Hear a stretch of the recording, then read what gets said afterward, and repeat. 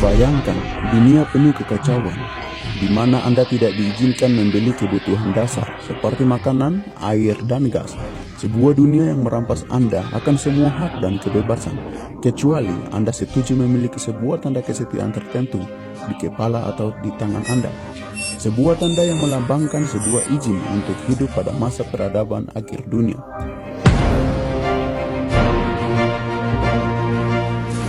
Anda mungkin pernah dengar tanda binatang yang populer, dan angka menyeramkan 666. Dari mana itu berasal? Kenapa itu begitu berbahaya? Bagaimana Anda menghindarinya? Bahkan kenyataannya, bagaimana Anda yakin tidak memilikinya saat ini?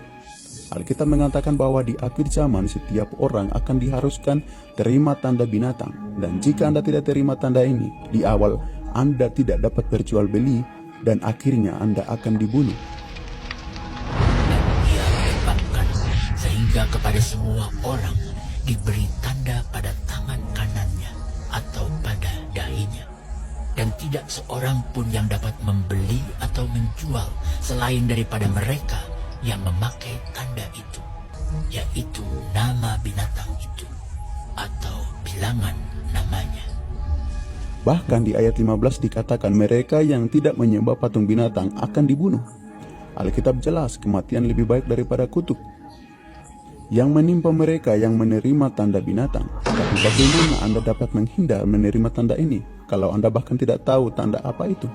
Bahkan banyak kesalahpahaman tentang apa itu tanda binatang. Beberapa misalnya percaya bahwa tanda binatang adalah sebuah barcode atau tato yang dicap di kepala atau di tangan. Beberapa percaya bahwa tanda itu semacam chip pengenal komputer yang dimasukkan di bawah kulit. Dan ada beberapa juga berpikir bahwa setiap orang akan disuruh berbaris menerima kartu kredit 666 mereka. Sementara angka 666 berhubungan dengan nama si binatang. Angka itu sendiri bukanlah tandanya. Anda tidak beroleh tanda binatang dengan naik mobil dengan plat nomor 666. Dan Anda mungkin tidak disambar petir kalau duduk di kursi nomor 666 di arena atau gelandang olahraga.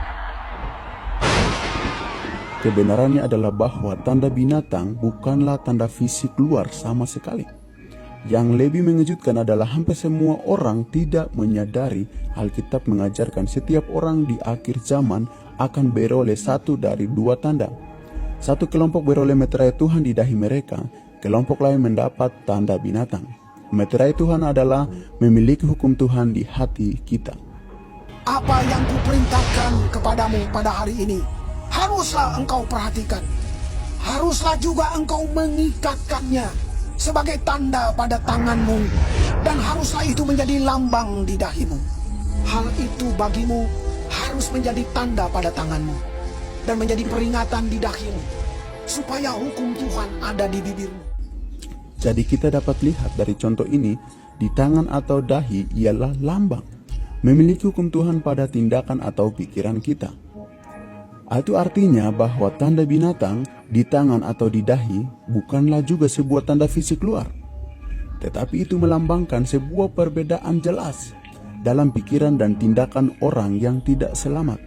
Perbuatan mereka adalah perbuatan kelaliman, dan yang dikerjakan tangan mereka adalah kekerasan belaka. Rancangan mereka adalah rancangan kelaliman.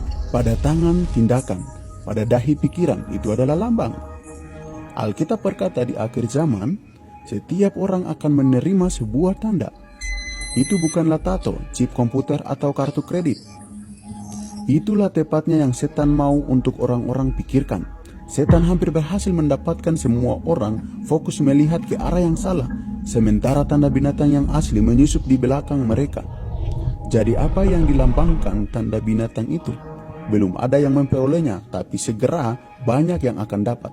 Anda perlu memastikan itu bukan Anda. Ada beberapa pelajaran yang lebih disalahpahami dan sangat sedikit pelajaran yang perlu lebih dipelajari.